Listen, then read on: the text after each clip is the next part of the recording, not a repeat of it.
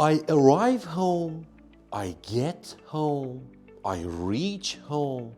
What is the difference? They have the same meaning, but I don't know where to use them. Let's learn.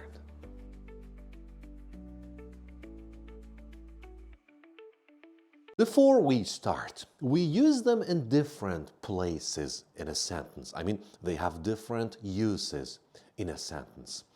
The first thing I'd like to teach you is that we can use all of them for places, but we can use reach for non-places. What does it mean? After arrive and get, we use a place. We have a place. Arrive in Canada. Get to work. After reach, we can use a place. I reached home. I reached the lake. Or things that are not places. For example, I reached my goal. Goal is not a place. So you can say I reached my goal, but you can't say I arrived my goal. It's wrong. Or the temperature reached 30 degrees. 30 degrees is not a place. Or they could reach an agreement. Agreement is not a place. So you can use reach for places and non-places. This is the first difference. Now let's see what happens after them. Arrive in, arrive on, to, get to, reach to. What should we use after them? The first one, arrive. After arrive, we never use to. Be careful, arrive to is wrong. We sometimes use in, sometimes use at. For cities or countries, we use arrive in. She arrived in London. I arrived in New York. They arrived in Canada. And for other places, smaller places and occasions, we use arrive at. I arrived at the airport. He arrived home.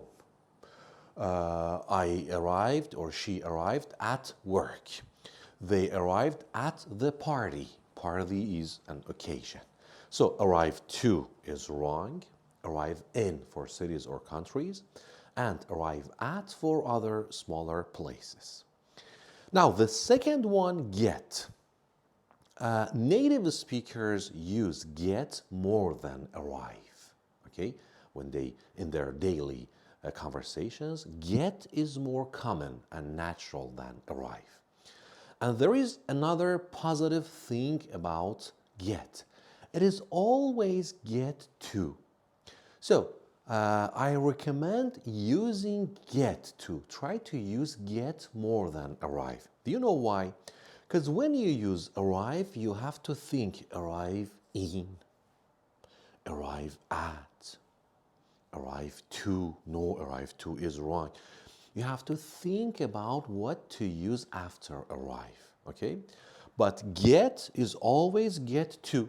We always use to after get. So when you are speaking, you don't have to think get in, get at, get to. It is always get to. So you can say it faster and you can avoid mistakes.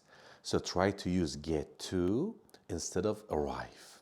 So I arrived at home or I arrived at work. I got to work. Both of them are correct, but the second one is better, is more common. Try to use arrive in for cities or countries. Again, you can say I arrive in Canada or I got to Canada, but the first one is more common. So to wrap it up, if you are talking about a city or a country, use arrive in. That's the best form. I arrived in Canada. But for other places, use get to. I got to the airport. I got home late. I got to work. I got to college. I got to school. Okay?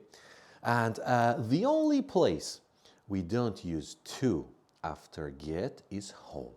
So I get to home or I got to home is wrong. I get home, I got home. But for other places, we use get to. So this is the difference between arrive and get. Now, what about reach?